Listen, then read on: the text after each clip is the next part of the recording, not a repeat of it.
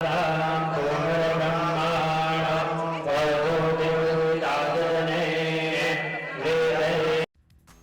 विभिन्न ज्ञानवर्धक कार्यक्रम देखने के लिए आप हमें अभी सब्सक्राइब करें, बेल आइकन को प्रेस करें ताकि आप देख सकें हमारा कार्यक्रम सबसे पहले।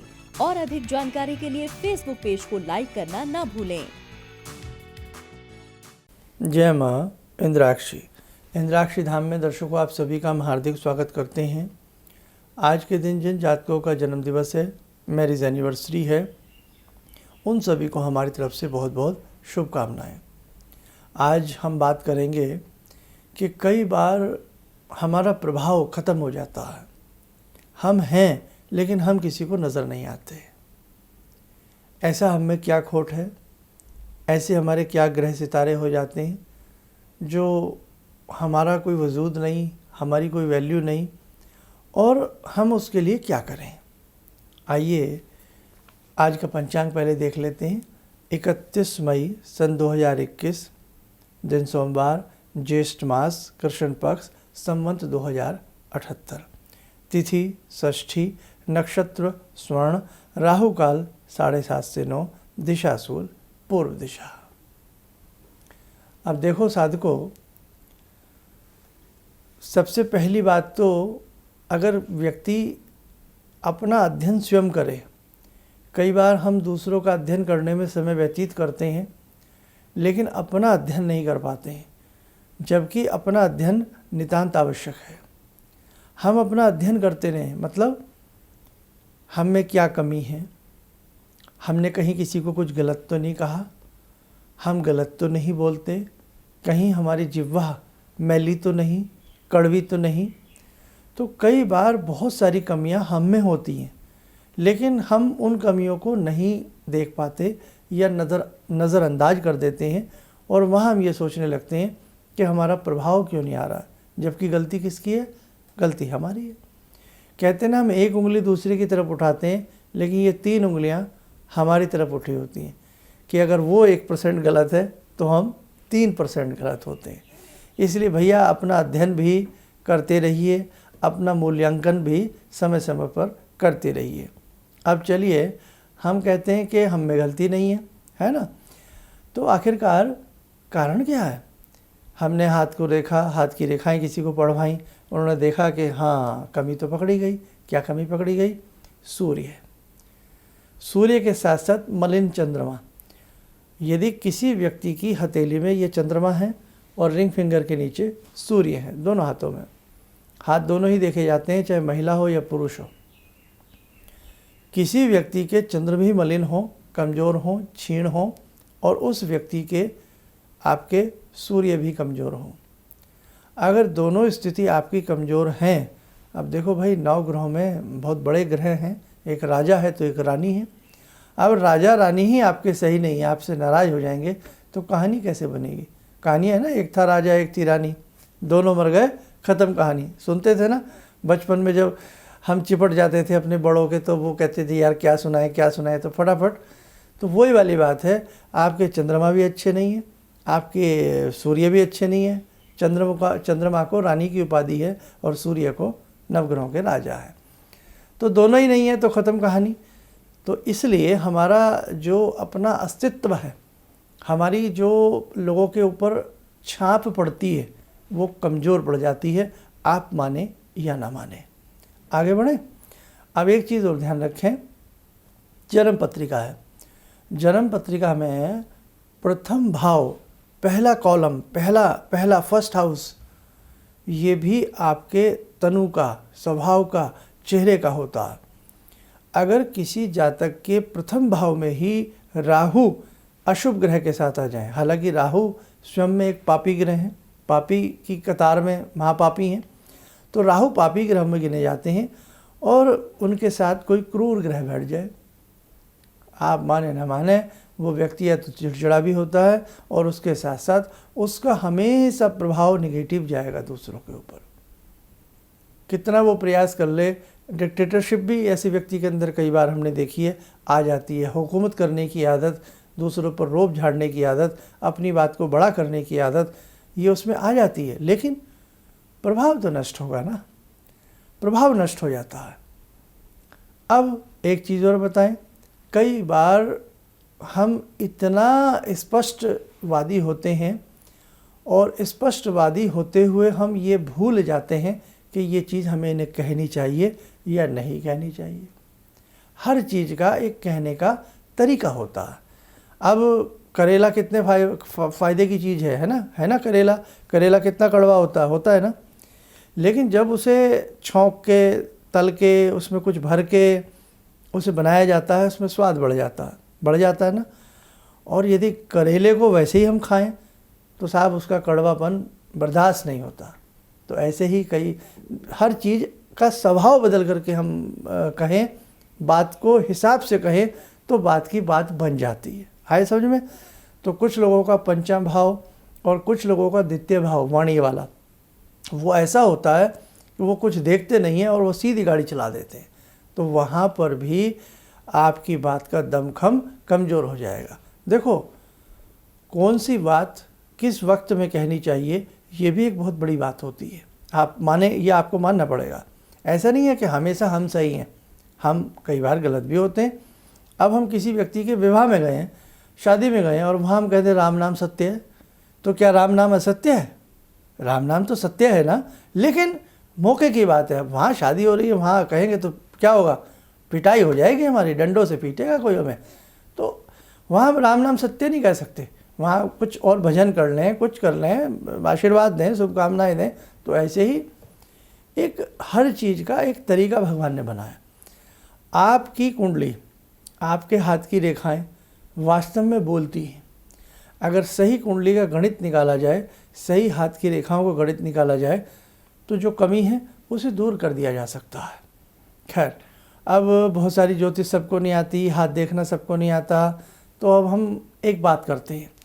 अब हम ऐसा क्या करें जिससे हम अपने अंदर एक वो गुण लाएं कि साहब, जैसे मधुमक्खी शहद के पीछे डोलती है ना, पराग के पीछे, फूल के पीछे बावली सी हो जाती है, हमारे अंदर वो शक्ति कैसे आए? इसके दो तरीके हैं। अपना अध्ययन कभी करना मत भूलना, अपना मूल्यांकन हमेशा करते रहना, अपने आप को इतना भी मत गिराना कि आपका मूल्य ही ख़त्म हो जाए, समझे? और अपने आप को इतना भी मत चढ़ाना कि आप बहुत कीमती हो जाए। दोनों बातें गलत हैं। आप गायत्री मंत्र की सेवा करें, कामधेनु है गायत्री साहब। जिस व्यक्ति ने अपने जीवन में गायत्री मंत्र पढ़ा है ना, पढ़ा है ढंग से, मन से, मैं उस व्यक्ति को दावे के साथ कह सकता हूँ कि उस व्यक्ति का जवाब नहीं साहब। उसके अंदर क्या अट्रैक्शन आ जाता है, क्या कमाल की उसके अंदर चीज़ें आ जाती हैं, आप पूछिएगा मत। इसके लिए आप किसी मर्मज्ञ से दीक्षा लें और गायत्री अनुष्ठान अपने जीवन में वर्ष में 2-3 बार गायत्री अनुष्ठान करिए और प्रतिदिन माँ गायत्री का स्तनपान करिए, उनके मंत्र पढ़िए, उनकी बहुत सारे कवच हैं गायत्री के, कवच स्तोत्र आदि पढ़िए, देखिए चमत्कार अपने जीवन में। हमारे परम पूज्य गुरुदेव आज पूरा विश्व ने जानता है गायत्री, जिन जिन साधकों ने, जिन जिन ऋषियों ने, मुनियों ने गायत्री को साधा है, बात ही अलग है। दूसरी बात, आप इतना नहीं कर सकते तो केवल सिंपल वे में रोज़ गायत्री मंत्र पढ़िए और इसके साथ भगवती दुर्गा का एक मंत्र और है, अनेकों बार बताया है, ओम ज्ञानी नाम अपि चेतांसी देवी भगवती ही सा बलादकृष्य मोहाय महामाया पृच्छति। इस मंत्र को आप अपने पूजा घर में बैठें, भगवती दुर्गा का ध्यान करें और इस मंत्र को आप पढ़ें और फिर दोनों हथेलियों को आपस में मलें और चेहरे पर मल लिया करें। रोब रुआब निखरेगा साहब, आपकी आंखों में वो लावण्यता आ जाएगी, आपके चेहरे के ऊपर, आपकी आंखों में वो चमक आ जाएगी कि पूछिएगा मत। और इसी मंत्र में स्वाहा लगा करके अष्टमी के दिन या मंगलवार के दिन हवन करते रहिए, कॉमन सामग्री से, सामान्य सामग्री से। लेकिन देखो, बिना किए कुछ नहीं मिलता। एक चींटी भी अपने वजूद से ज़्यादा गेहूं का दाना उठा करके चल देती है। और हम जरा सा कोई काम करते हैं, हाय राम हम तो थक गए, अब सुबह सुबह पाठ में कौन बैठेगा, अब कौन उठेगा साहब, फिर नहीं साहब, फिर नहीं। चींटी भी हमें शिक्षा देती है कि वो अपने वजन से करीब 10 गुना वजन लेकर के चली जाती, खींच लेती है उसे। हम 1 गुना भी काम कर लें ना अपने से ज़्यादा, तो हम वास्तव में राजा बन जाएंगे। और ज्ञानी नामा भी आपने पढ़ा, और रविवार के दिन हल्दी मिला करके सूर्य को जल देते रहिए। और किसी किसी मंदिर में जब जब आपका अच्छा मूड हो, क्योंकि मूड से ही काम होते हैं, मन चंगा कटौती विच गंगा, अच्छा आपका जॉली जॉली मूड हो, अच्छे आप खुद से लग रहे हों, उस दिन कुछ पीले पीले से सुगंधित गुलाब के पीले और कई तरह के पुष्प ले जाएं या मालाएं ले जाएं, और थोड़ा सा लाल चंदन हल्दी के साथ घिस करके ले जाएं। तो किसी मंदिर में जितनी भी देव प्रतिमाएं हैं उन सबको वो फूलों की मालाएं या खुले फूल अर्पण करें, सबके सामने एक एक दीपक रख दें और सबको तिलक कर दें। देखो फिर आप चमत्कार, कैसे ईश्वर की कृपा आपके ऊपर बरसती है, कैसे वो देव सत्ताएं आपको शुभ आशीष देती हैं। आप करिएगा, बहुत अच्छा आपको लाभ मिलेगा। और अपने जीवन में भरसक प्रयास करें कि जिससे आपकी जितनी मदद हो सके उसकी मदद जरूर किया करें। आप पहली गिराई गौ माता के लिए ज़रूर निकाला करें, सप्ताह में एक दिन पक्षियों को दाना ज़रूर डाला करें। बस इतना आप कर लीजिएगा। और इसके बाद मैं एक एपिसोड आपको और दूंगा, उसमें कुछ मैं अलग बातें आपको बताऊंगा। वो एपिसोड बड़ा आपके लिए अनोखा होगा और मुझे उम्मीद है उससे बहुत लोगों का भला होगा। हालांकि ये एपिसोड भी जो मैंने आपके लिए दिया है, इसमें जो उपाय बताए हैं आप एक बार करिएगा, आपको लाभ ज़रूर मिलेगा। आइए साधकों, समय हो चला आज की ध्यानमाला का, जुड़ते हैं भगवान शिव से।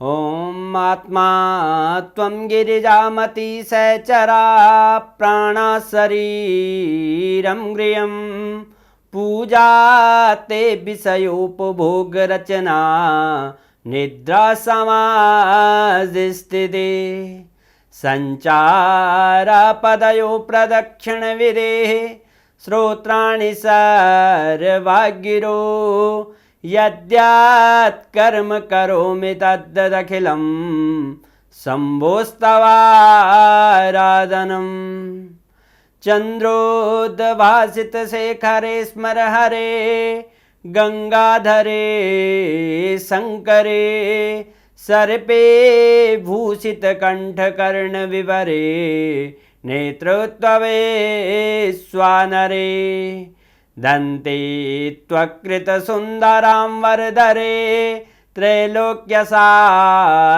हरे मोक्षार्तिं कुरु चित्तवृत्त्यमचलं मन्येस्तु किं कर्म वे वन्दे देव उमापतिं सुरगुरुं वन्दे जगत्कारणं वन्दे पन्नगभूषणं मृगधरं वन्दे पशूनां पतिं वन्दे सूर्यशशाङ्कवह्निनयनां वन्दे मुकुन्दप्रियं वन्दे भक्तजनश्रयं च वरदां वन्दे शिवं शङ्करम् ॐ कर्पूरगौरं करुणावतारं संसारसारं भुजगेन्द्रहारं सदा वसन्तं हृदयारविन्दे भवं भवानी सहितं नमामि भवं भवानी सहितं नमामि। कवच बना लें, ध्यान करें, भगवान शिव का शुभ आशीष हम सब के ऊपर बरस रहा है।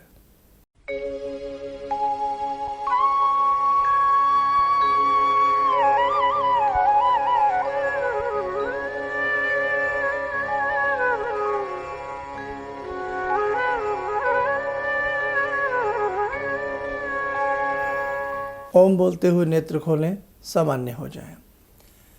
आपकी जन्म पत्रिका या आपके हाथ की रेखाएं, जीवन की कोई भी विपदा आपके ऊपर जीवन में आ जाए और आप चाहते हैं ये विपदा जा नहीं रही है, तो किसी भी मर्मज्ञ विद्वान व्यक्ति को अपनी कुंडली या कुंडली नहीं है तो हाथ की रेखाएं दिखाएं और फिर पूछें कि हमें क्या करना चाहिए। देखो आपको लाभ मिलेगा। विद्वान होने चाहिए, उनको सब्जेक्ट का ज्ञान होना चाहिए, तो बात है, झोला छाप वाली बात नहीं।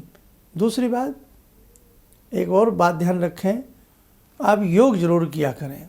योग करने से भी व्यक्ति के अंदर एक तरह से बहुत बड़ी पावर आती है और एक तरह से उसका शरीर भी कांतिमान होता है और उसके मन में भी एक असीम शांति आ जाती है। तो योग से भी आप लोग जरूर जुड़िएगा। इन्हीं शब्दों के साथ हम अपनी वाणी को विराम देते हैं। जय माँ इंद्राक्षी। जी, मेरा नाम रवि कुमार सिंह है। मैं छत्तीसगढ़ रायपुर से हूँ। मैं गुरु दीक्षा भी लिया हूँ। इनके बताए मार्ग पर चलने की प्रयास तो पहले से भी कर रहा हूँ और आगे भी करता रहूँगा। और मेरा लोगों से यही कहना है कि इनके बताए मार्ग पर चलें। ऐसा इसलिए कि सच के मार्ग पर चलने वाले बहुत कम लोग मिलते हैं। ये सिर्फ कहते हैं भगवान से जुड़ो और साधना करो, और भगवान से बड़ी शक्ति तो कोई नहीं है। गुरु, गुरु के बाद भगवान, गुरु, माता पिता और भगवान, ये तीन चीज़ को अगर हम लोग अपना लें अपने जीवन में तो फिर नहीं लगता है कि हमें किसी की ज़रूरत पड़े। हमारे लिए तो बस अब जो भी हैं सो गुरु जी ही हैं। किसी भी समस्या के समाधान के लिए मिले प्रसिद्ध हस्तरेखा एवं वास्तु विशेषज्ञ प्रोफेसर धर्मेंद्र शर्मा जी से। नोट: शिविर में भाग लेने हेतु एवं व्यक्तिगत रूप से मिलने के लिए कॉल करने का समय सुबह 10 बजे से शाम 6 बजे तक। हमारे विभिन्न ज्ञानवर्धक कार्यक्रम देखने के लिए आप हमें अभी सब्सक्राइब करें, बेल आइकन को प्रेस करें ताकि आप देख सकें हमारा कार्यक्रम सबसे पहले। और अधिक जानकारी के लिए फेसबुक पेज को लाइक करना न भूलें।